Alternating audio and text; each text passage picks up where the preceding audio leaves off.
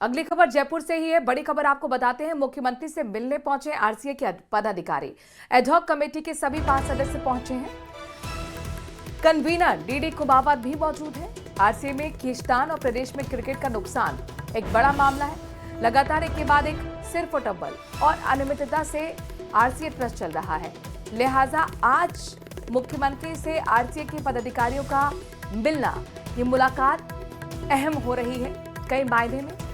Ad hoc committee के सभी 5 सदस्य तो मौजूद हैं, कन्वीनर डीडी कुमावत भी मौजूद हैं। मुलाकात हो रही है मुख्यमंत्री के साथ। आपको बता दें कि जिस तरह से खींचतान आरसीए के अंदर आप देख रहे हैं, प्रदेश में क्रिकेट बढ़ावा हो उसका तरफ बढ़ना चाहिए, लेकिन यहाँ नुकसान हो रहा है और यही मामला बहुत बड़ा हो जाता है।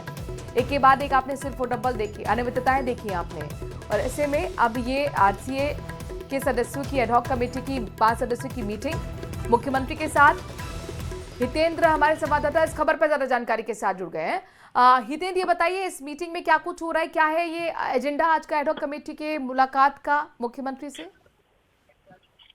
जी, ये एजेंडा दरअसल इस बात के लिए है कि आरसीए में लगातार जो है सिर्फ फुटबॉल चल रही है। लगातार आरसीए एडहॉक कमेटी कन्वीनर जो है वो उनका अलग धड़ा है और बाकी 4 मेंबर्स हैं वो उनका अलग धड़ा है, और लगातार जो है एक दूसरे पर आरोप प्रत्यारोपों का दौर चल रहा है। और ये हमेशा जो है इस बात का दावा करते रहे कि इससे क्रिकेट का कोई नुकसान नहीं हो रहा, लेकिन अभी पिछले दिनों ही जो है क्रिकेटर जो अलवर में, जिसको अलवर से राजस्थान की टीम में भेजा गया, वो उसको भरतपुर क्रिकेट संघ पहले ही प्रतिबंधित कर चुका है। इसके अलावा जो है जो नागपुर में जो क्रिकेट मैच चल रहे थे अंडर 23 के महिलाओं के, लड़कियों के जो मैच चल रहे थे, उनको वापस आने में जो है टिकट कराने में 2 से 3 दिन लग गए।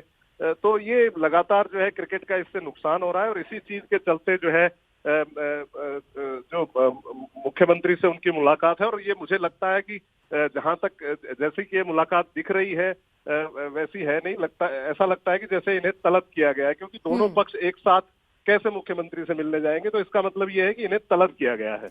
तो क्या माने हितेंद्र, अब यहाँ से कुछ तब्दीली देखने को मिलेगी, कुछ बड़े निर्देश मुख्यमंत्री की तरफ से देखने को मिलेंगे? जी बिल्कुल, इसमें इसके जो डिसॉल्व करने की बात भी हुई थी कि एडहॉक कमेटी को डिसॉल्व कर दिया जाए। जब लड़कियां वहां जो अंडर 23 की क्रिकेटर हैं वो वहां फंस गई थी नागपुर में, तो इनको जो है कमेटी को डिसॉल्व करने की बात तक हुई थी। तो हो सकता है कि इनको डिसॉल्व भी कर दिया जाए, क्योंकि जब किसी तरह की खींचतान लगातार एक एडहॉक कमेटी में चलती रहे और इस तरह से लगातार जो है महीनों तक, और यही सिर्फ यही एडहॉक कमेटी नहीं, इससे पिछली एडहॉक कमेटी जिसको जो गंगानगर के जो विधायक हैं बिहानी, वो लीड कर रहे थे कन्वीनर के तौर पे, तब भी जो है इसी तरह का सिर फुटबॉल था और इसी तरह की बातें हो रही थी कि वो तालिबानी तरीके से शासन चलाना चाहते हैं, तालिबानी तरीके से आरसीए को चलाना चाहते हैं। और अब भी वही बात है कि मनमाने तरीके से जो है डीडी कुमावत चलाना चाहते हैं, या डीडी कुमावत ये कह रहे हैं कि सिग्नेटरी तो बाकी सारे भी हैं, तो उनके सिग्नेचर भी हैं जिन जिन जो है फैसलों पर हस्ताक्षर हुए हैं, तो उनके भी हुए हैं।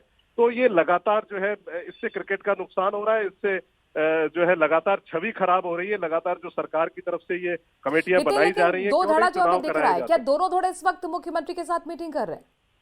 बिल्कुल बिल्कुल, डीडी कुमावत भी वहाँ मौजूद है और बाकी 4 जो एडहॉक कमेटी जो मेंबर्स हैं वो भी वहाँ मौजूद हैं। तो इससे यही अंदाजा लगाया जा सकता है कि इनको तलब किया गया है। इनको जो है एक कोई धड़ा मिलने जाता तो अलग बात होती। जाहिर तौर पर अब देखना होगा क्या फैसले यहाँ पर लिए जाएंगे मुख्यमंत्री की तरफ से, लेकिन कड़े और बड़े फैसले की उम्मीद यहाँ पर जताई जा रही है। शुक्रिया हितेंद्र तमाम जानकारी हम तक पहुंचाने के लिए। जाहिर तौर पर सिर्फ फुटबॉल की स्थिति काफी लंबे समय से बनी और इससे युवा टैलेंट का जरूर नुकसान हो रहा है। खबरों में आगे बढ़ते हैं। खबर कोटपुतली से ले रहे हैं। यहाँ पर बानसूर पुलिस ने हाल ही में हुई फायरिंग की घटना में बड़ी कार्रवाई की है। 26 नवंबर को थार में सवार होकर आए बदमाशों ने गैंग के लोगों की बाइक को टक्कर मार दी।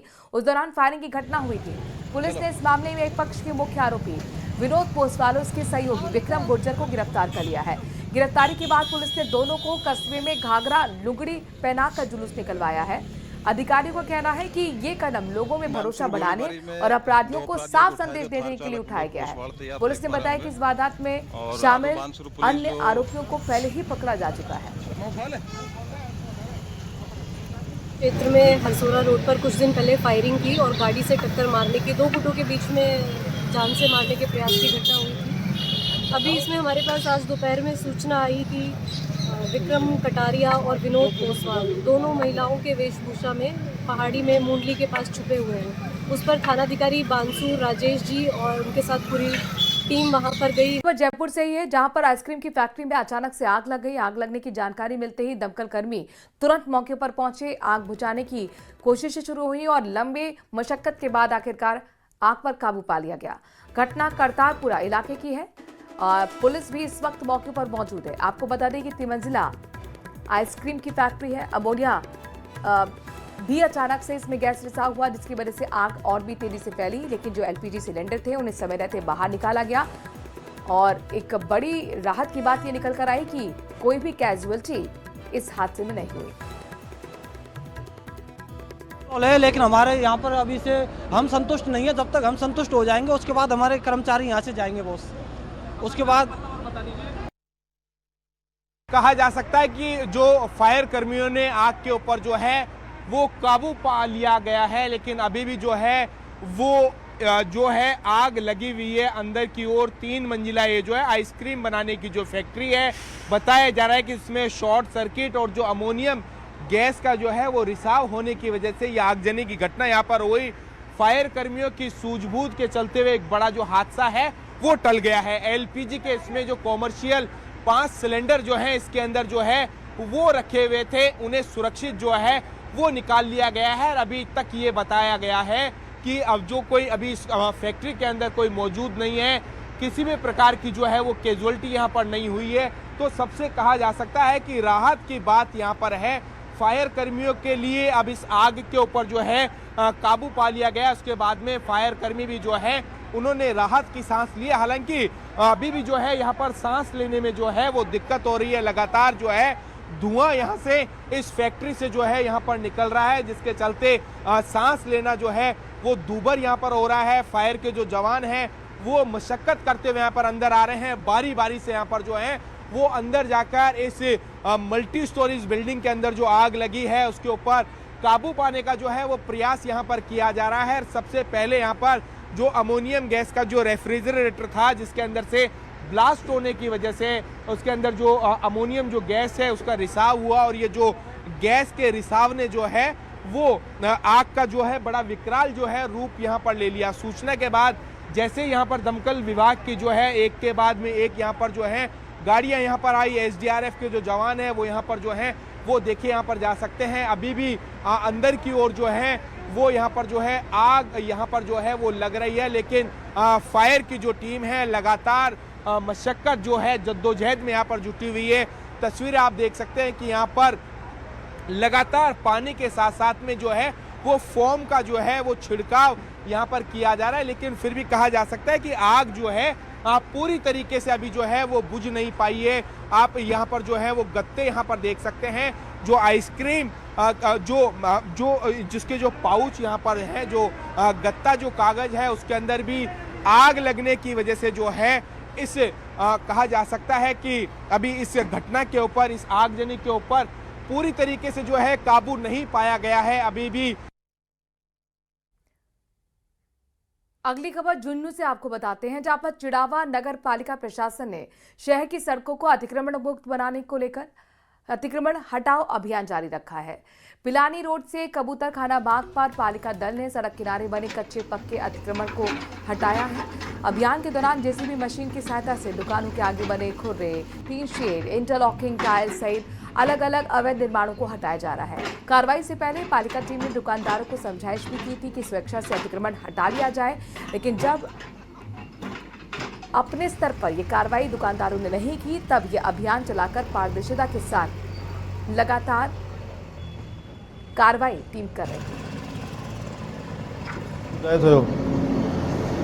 कितनी सुंदर रोड होगी, कितना अच्छा लगा है।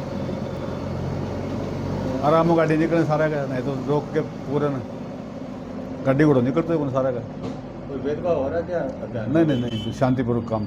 बाड़मेर से लगती भारत पाक सीमा पर तारबंदी पार कर भारतीय सीमा में घुसे पाक नागरिक से सुरक्षा एजेंसी की संयुक्त पूछताछ में चौंकाने वाला खुलासा हुआ।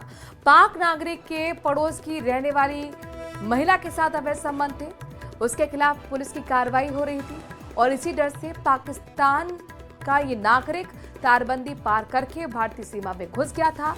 बाड़मेर एसपी ने बताया कि 26 नवंबर को इसे पकड़ा गया था। अब गृह मंत्रालय की गाइडलाइंस के मुताबिक सीमा सुरक्षा बल के डीआईजी को पत्र लिखकर पाकिस्तान भिजवाने की कार्रवाई की जा रही है। में यही पूछताछ में है कि पहले 1 साल पहले इसकी भाभी थी, उसकी कोई डेथ होगी तो जो भाभी के पीर वाले इसके छेड़खानी का आरोप लगा रहे थे।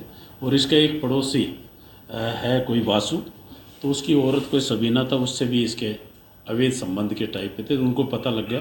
तो पुलिस कार्रवाई कर रही थी, तो इसको रिपोर्ट दी गई थी। उधर दूसरी साइड से भी इनपुट दिया था कि एक आदमी